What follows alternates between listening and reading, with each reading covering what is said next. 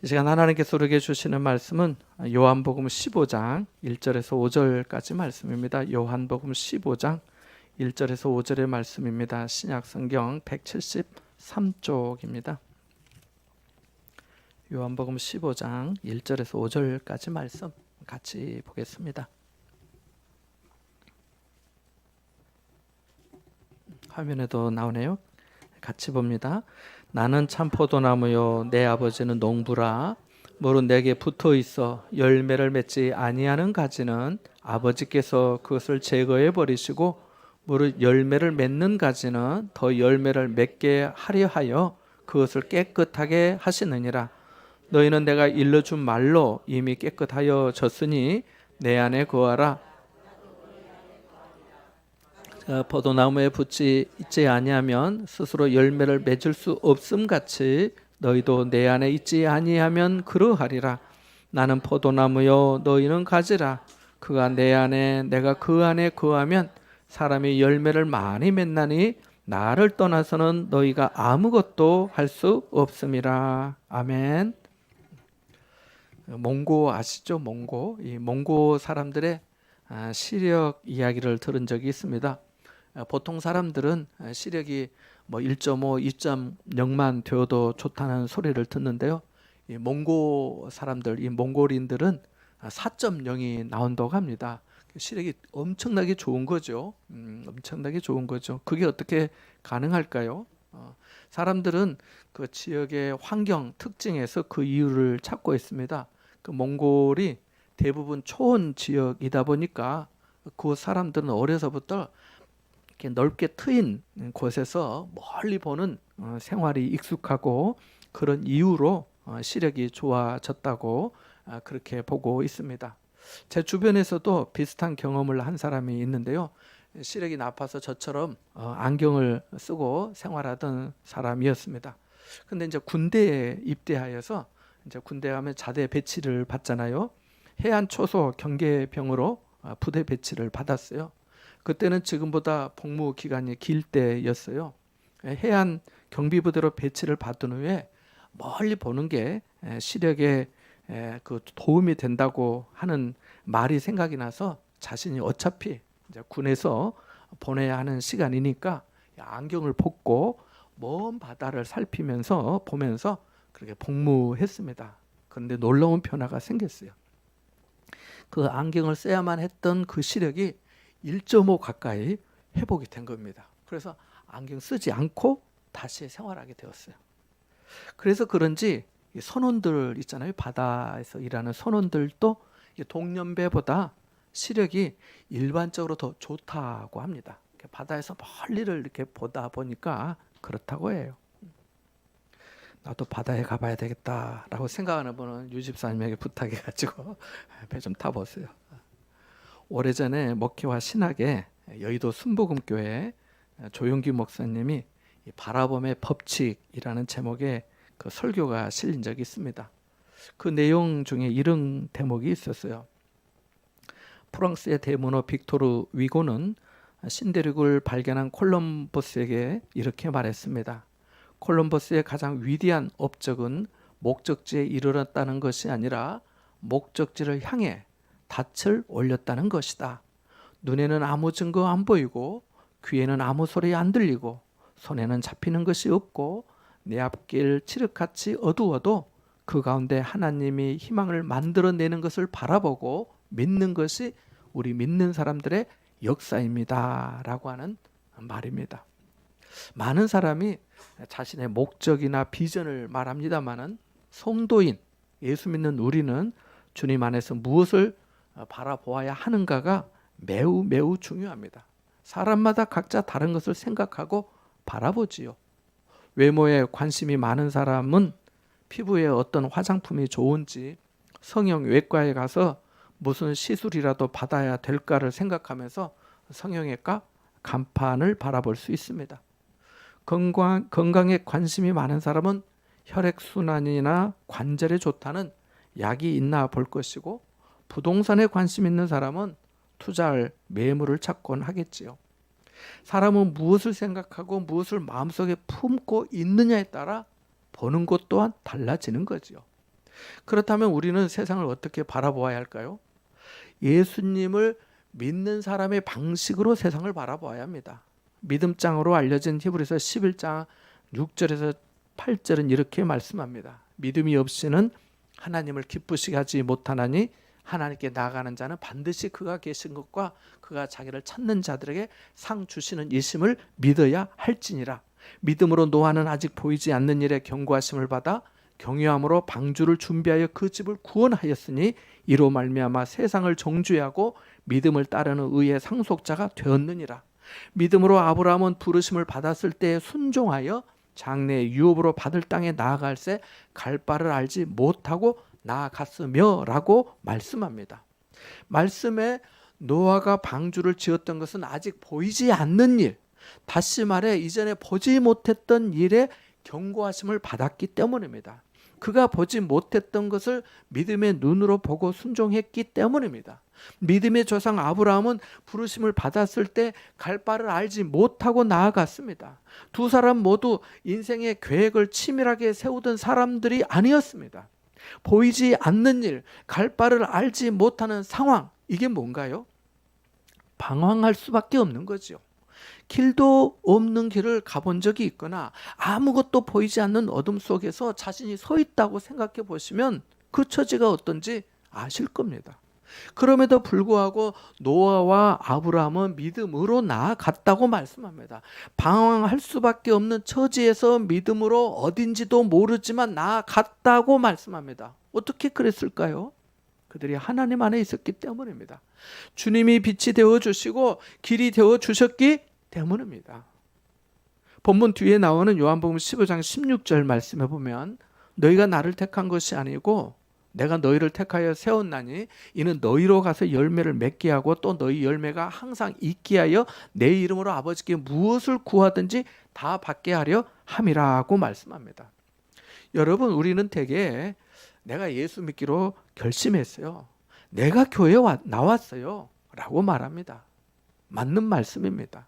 하지만 성경을 배우면서 그리고 성령의 역사 가운데 믿음이 있게 되면 하나님이 먼저 나를 사랑하여 선택해 주셨다는 것을 알게 됩니다.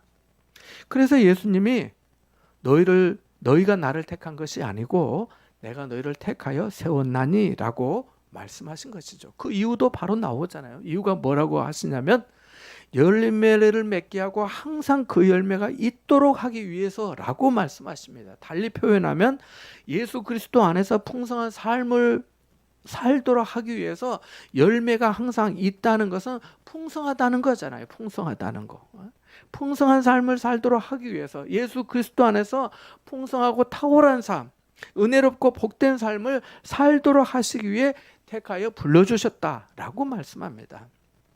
탁월함이라는 단어에 떠오르는 혹시 이미지가 있으신가요? 탁월하다 할 때, 대단하다 할 때 우리는 보통 세상적으로 스펙도 좋고 능력도 좋고 돈도 잘 벌면서 잘 나가는 것을 생각할 수 있을 겁니다. 이런 사람들은 남들과 다른 삶을 살고 새로운 일을 만들어내는 데에 거리낌이 없고 그러다 보니 사람들이 주목하고 선망합니다. 그런데 성경은 그렇게 말씀하지 않았습니다. 그러한 기준으로 재거나 판단하여 그러한 생활이 풍성하고 탁월한 삶이라고 하지 않으십니다. 성경에서의 탁월함은 열매 맺는 삶을 말씀합니다. 세상적인 기준에서의 탁월함은 자아 중심, 자기 실현의 무게 중심이 있다면 열매 맺는 삶은 나를 택하여 세워주신 하나님을 기쁘게 하시기 위한 목적에서의 삶입니다. 얼마 전에 어떤 분이 자기가 이제 유튜브에 동영상을 올리기로 했다면서 저에게 구독과 좋아요를 남겨달라고 전화가 왔습니다. 전화까지 왔어요. 카톡만 보낸 게 아니라. 그래서 제가 구독과 좋아요를 눌렀어요. 보고. 그런데 며칠 후에 다시 또 전화가 왔어요. 주변 사람들에게 소개 좀 해달라는 거였어요. 수년 동안 연락 한 번 없다가 유튜브 동영상을 구독해달라고 해서 했습니다만은 우리가 생각하고 바라는 것이 무엇일까 하는 그런 생각을 해보게 됐습니다. 예수 그리스도 안에서 우리가 탁월하고 풍성한 삶의 열매를 맺고자 한다면 무엇보다 우리가 예수 그리스도 안에 있어야 되는 줄 믿습니다. 그래야 삶의 목적을 명확하게 설정할 수 있습니다. 예수 안에 거한다, 주님 안에 거한다는 말이 무슨 의미일까요? 보통 저 사람은 믿음이 좋아, 믿음이 좋다라고 할 때 어떤 상태를 두고 하는 말이지요? 무엇을 보고 믿음이 좋다 하는 건가요? 여러 가지를 생각해 볼 수 있겠습니다만은 하나님을 전적으로 신뢰할 때 하나님이 그렇다고 하시면 그런 줄 알고 하나님이 아니라고 하시면 아닌 줄 믿으면서 하나님만으로 만족하고 충만한 상태 아닌가요? 하나님 안에서 내 삶의 이유와 목적을 발견해 나아가면서 앞으로 한 걸음 전진해 나아가는 거 아닌가요? 주님이 나를 선택해 주셨으니 절대로 나를 버리지 않을 것을 믿는 겁니다. 하나님이 세우신 교회가 사명을 다하기까지 넘어지지 않을 것을 믿는 거 아닌가요? 찰스 스펀저는 구원의 은혜라는 책에서 이렇게 말했습니다. 청교도들은 기대는 거 아시죠? 기댐. 이 기댐이라는 말로 믿음을 설명하곤 했다. 어떤 것에 몸을 기댄다는 뜻이다. 당신의 온몸을 그리스도께 기대라. 만세 반석 위에 온몸을 쭉 뻗고 들어 눕는 것을 생각하면 된다. 예수님을 의지하라. 그 안에서 안식을 얻고 그분께 자신을 맡기라. 그렇게 하는 것이 구원에 이르는 믿음을 행사하는 것이다 라고 말합니다. 어떤 의미인지 아시겠지요? 이런 거지요. 예를 들면 제가 벽에 기대고 섰습니다. 벽에 기대고 섰어요. 그런데 1시간쯤 지나면 어떻게 될까요? 발이 저리고 무릎이 아프지요. 그렇다면 나는 벽에 내 몸을 온전히 기댔다고 할 수 있을까요? 아니지요. 내 발이 저리고 무릎이 아프다는 것은 내 발로 버티고 서 있다는 말이지요. 내가 온전히 기댔다면 1시간이 지나고 2시간이 지나도 아프지 않아야 하지요. 편안해야 하지요. 청교도들이 이야기한 그 기댐은 벽에 기대어 서 있는 정도를 말한 게 아닙니다. 이 기댐은 만세 반석 위에 내 팔과 다리까지 완전히 다 맡기고 누워있는 편안한 상태를 말합니다. 이것이 하나님을 향해 취해야 할 우리의 태도입니다. 현재 여러분은 어떠신가요? 여전히 예수 안에서 거하고 계신가요? 온전히 주님께 기대고 계신가요? 우리가 추구하는 것이 세상적인 기준과 목표라면 그것이 성공적인 삶이라고 생각한다면 우리는 아무리 주님께 기대고 있다고 해도 발이 저리고 무릎이 아플 것입니다. 그러나 세상적인 척도에서 벗어나 성경이 말하는 인생의 탁월함으로 살기를 원한다면 온전히 주님께 기대고 맡긴다면 나 어느 곳에 있든지 늘 마음이 편하다. 주 예수 주신 평안함 늘 충만하도다 라고 하는 찬송가의 가사처럼 강같은 주님의 평화가 마음의 골짜기를 가득 채울 것입니다. 지난 주 중에 병원에서 환자 한 분을 만났습니다. 오랜만에 만난 환자였는데요. 48살의 남자 집사님입니다. 우리나라에서 월드컵이 있었던 해가 언제죠? 2002년입니다. 2002년 말에 첫 추에 암이 발견이 되어서 치료를 시작하신 분입니다. 그러니까 발병한 지 몇 년 된 거예요? 23년 된 거예요. 지금 나이가 몇 살이라고요? 48살. 그러니까 인생의 절반을 투병생활하고 있는 거죠. 암이 처음에는 척추에서 시작이 되었는데 그거가 치료가 되니까 폐에 전이가 되었어요. 그래서 수술과 방사선, 항암 치료를 하느라고 또 수년을 보냈어요.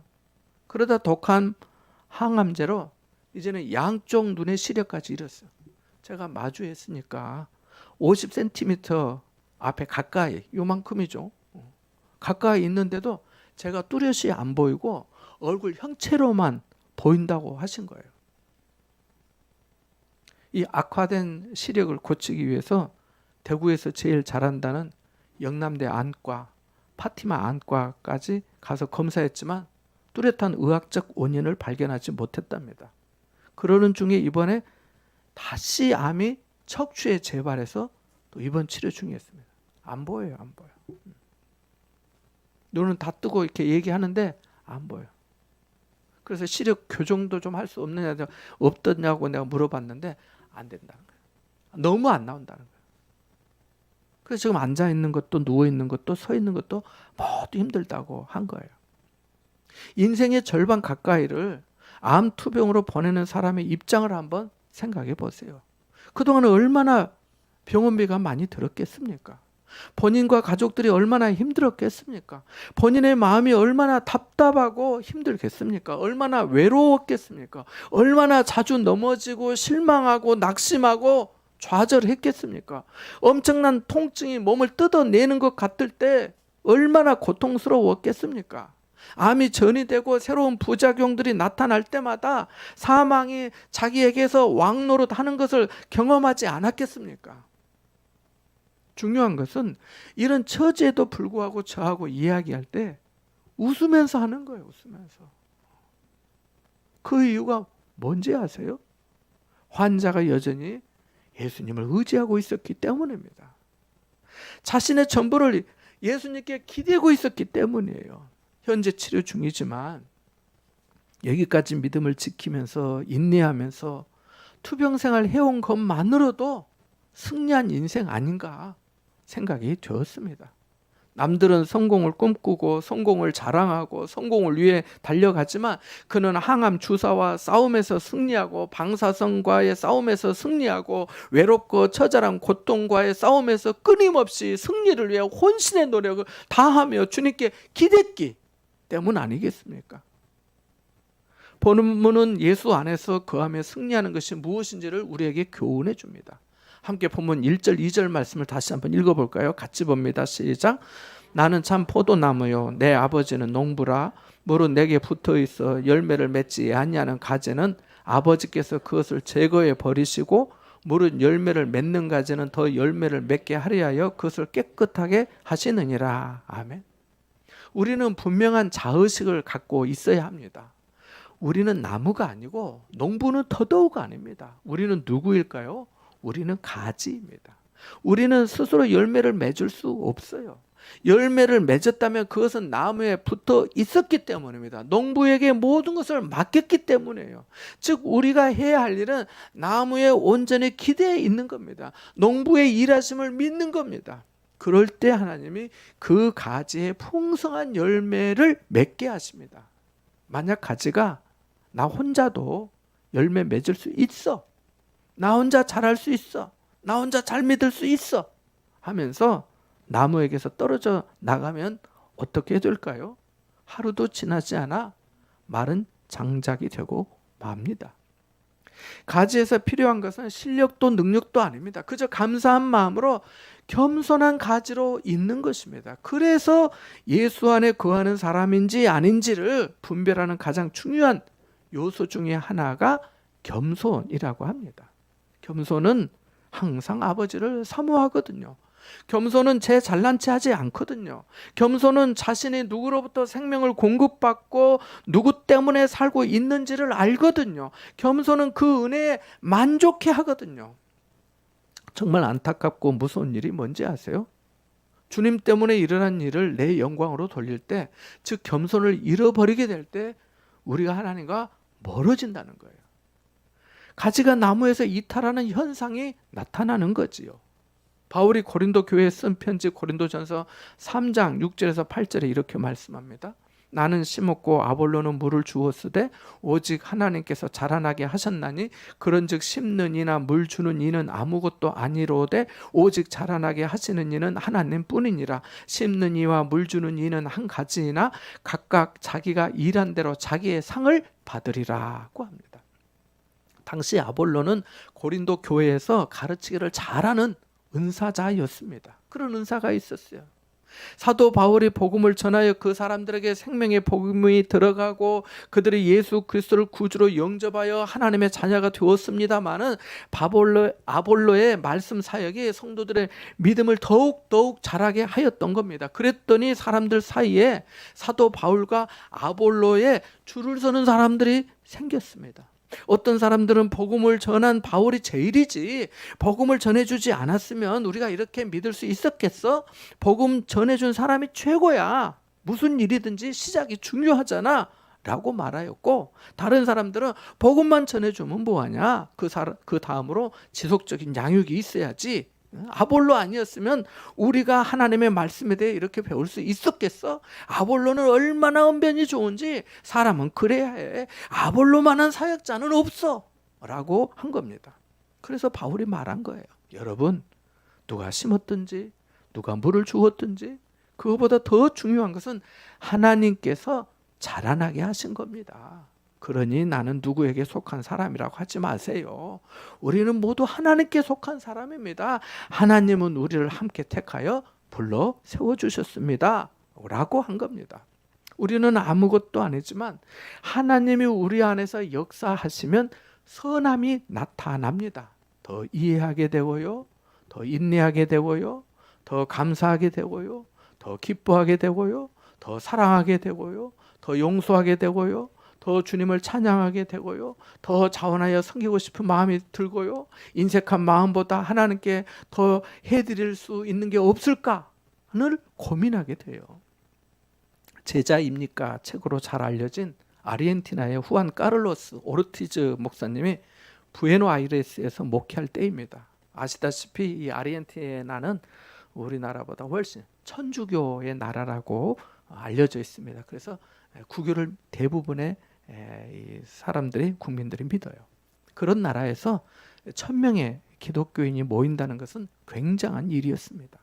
어느 주일 아침 예배 전에 이 후안 까를로스 오르티즈 목사님에게 마음에 하나님의 음성이 들렸어요. 후안, 오늘은 설교하지 마라. 는 하나님의 음성이 들렸어요. 그래서 이 후안 까를로스 목사님이 하나님, 제가 지금 하려는 설교는 사랑이라는 주제의 시리즈 설교입니다. 그리고 이 예배가 라디오 생방송으로 나가요. 근데 어떻게 그래요? 라고 했어요. 그런데 이번에도 하나님의 음성이 같았습니다. 후안, 오늘은 설교하지 마라.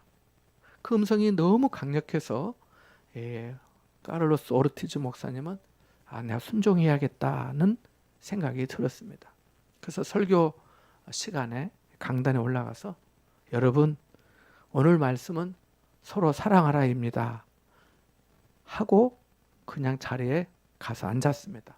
설교는 그 한마디가 전부였어요. 영문을 모르는 교인들은 갑작스런 목사님의 태도에 어리둥절하며 자리에 앉아 있었습니다. 그래서 목사님이 다시 강단에 나와서 여러분, 오늘 말씀은 서로 사랑하라입니다 하고 또 자리에 갔습니다. 교인들은 찬양대와 뭔가 사인이 안 맞아 그러나 보다 하면서 지켜보고 있었습니다. 오르티즈 목사님은 또 강단에 올라와서 여러분, 오늘 말씀은 서로 사랑하라입니다 하고만 하고 또 내려갔습니다. 그때 교인 중에 한 남자가 일어나서 옆에 사람에게 내가 주님의 이름으로 당신을 사랑합니다 라고 고백하기 시작했습니다. 그러더니 그 교인 전체가 다 일어나서 서로에 대한 사랑을 고백하였습니다. 그 후 몇 주일 동안 그날 있었던 일에 대해 자기가 받고 또 나눈 은혜와 감동을 성도들이 간증하였답니다. 그 일 후로 후안 까를로스 오르티즈 목사님이 이렇게 말합니다. 나는 지금까지 이렇게 말씀을 사모하는 성도들의 눈빛을 본 적이 없습니다. 여러분은 말씀을 듣는 사람입니까? 행하는 사람입니까? 라고 말합니다.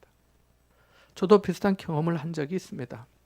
전에 저희 교회 부흥회 강사로 오셨던 그 장덕순 목사님 기억하신 분도 계시겠는데요. 그 장덕순 목사님이 목회하시던 전라북도 익산에 있는 이리 신광교회 권사 수련회에 강사로 초청을 받아 제가 말씀을 준비하고 있었습니다. 이리 신광교회는 한때 광주, 전라남북도, 제주도 포함해서 교회가 제일 가장 큰 교회였습니다. 지금도 지역사회에서 선한 영향을 끼치고 있습니다. 전라북도에서는 여전히 넘버원 교회지요. 은혜교회를 개척한 지 얼마 안 되었고 교인도 몇 명 모이지 않는데 목사님이 저를 생각에 강사로 불러주신 거였어요. 이리 신광교회에 가서 들으니까 그동안 모셨던 그 권사 수련회 매년 하지 않았겠습니까? 강사 중에 개척교회 목사는 제가 처음이라고 했습니다. 그 교회는 시무 권사만 400명 이상이고 은퇴 권사까지 하면 600명 이상 이었습니다. 자, 오늘처럼 이렇게 설교 원고를 준비해서 하는데요. 준비하다 보니까 이 권사 수련회 그렇게 할 수가 없었습니다. 하루 하는 건데 오전에 1시간 반 하고 말씀 전하고 점심 먹고 오후에 또 1시간 반 해야 하는 거예요. 그래서 하루 3시간을 해야 했는데 상당한 부담이 되었습니다. 그래서 메시지를 한 장에 메모하고 하나님의 도우심과 은혜를 구했어요. 하나님께서 은혜를 주십시오. 은혜를 사모하는 권사님들과 이 교회를 기억하여 새로운 부흥의 은혜를 주세요. 저는 주님만 의지합니다. 라고 기도했습니다. 그렇게 말씀 집회 이제 수련회, 권사 수련회가 마쳤어요. 감사한 것은 하나님께서 그날 큰 은혜를 주셨어요. 하나님이 저에게도 은혜를 주셨어요. 저를 사용해 주셨기 때문이지요. 우리가 포도나무에 붙어 있어야 한다는 말은 아무것도 하지 않아도 된다는 말이 아닙니다. 그냥 하나님께서 알아서 하세요 하고 나 몰라라 하는 것이 아닙니다. 최선을 다해 꽉 붙어 있어야 합니다.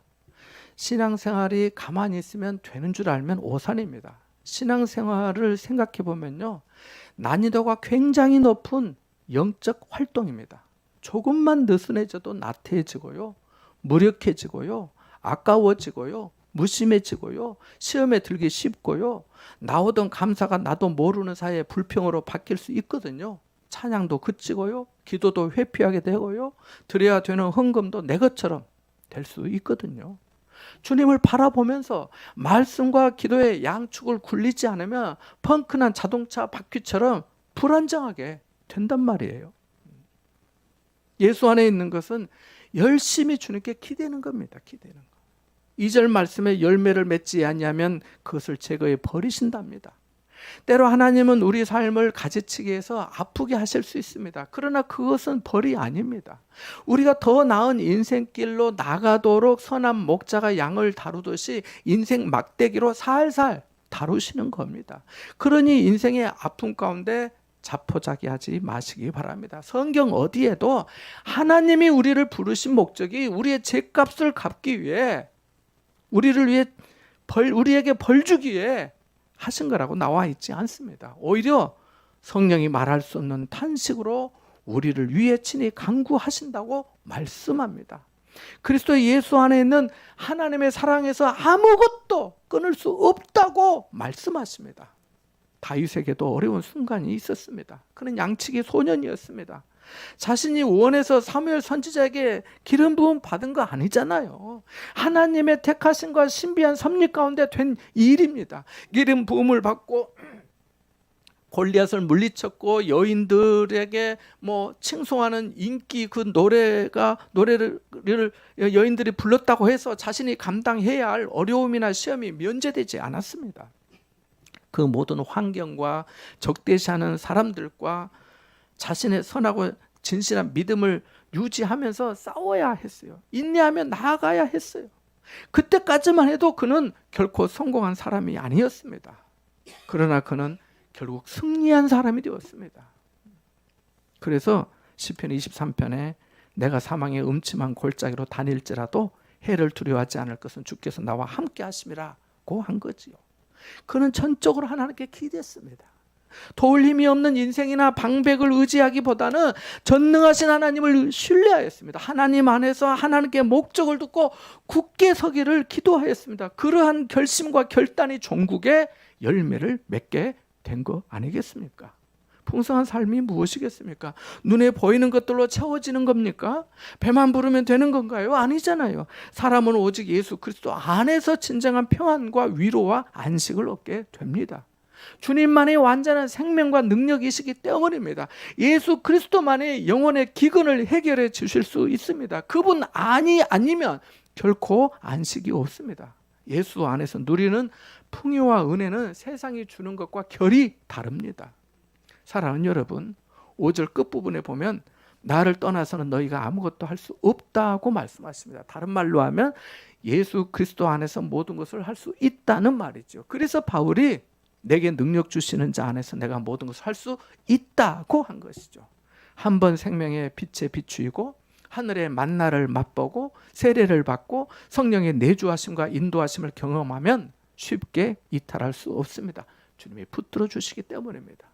주님은 우리가 열매를 맺고 풍성한 삶, 풍요로운 삶을 살기 원하십니다. 여러분은 지금 무엇을 바라보고 계십니까? 지금 어디에 계십니까? 무엇에 집중하고 있습니까? 무엇을 얻기 위해 그렇게 수고하고 있습니까? 다시 가지 된 자로서 예수 그리스도 안에 기대시고 구하시기 바랍니다. 그리할 때 내 생각보다 내 계획보다 더 큰 주님의 인도하심을 맛보게 되실 줄 믿습니다. 그 열매가 달고 또 다른 새 생명으로 이어질 줄 믿습니다. 이와 같은 은혜가 여러분과 함께 하시기를 주님의 이름으로 축원합니다. 잠시 말씀을 생각하며 기도하겠습니다.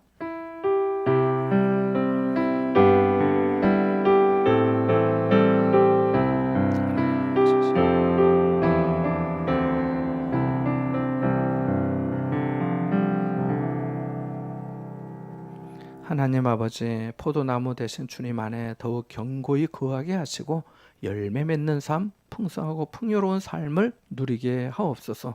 저희를 붙드사 날마다 숨쉬는 순간마다 주님의 길로 인도해 주옵소서. 주님께 우리 목적을 두고 거침없이 나아가도록 성령께서 새롭게 하여 주옵소서. 예수님의 이름으로 기도합나이다. 아멘.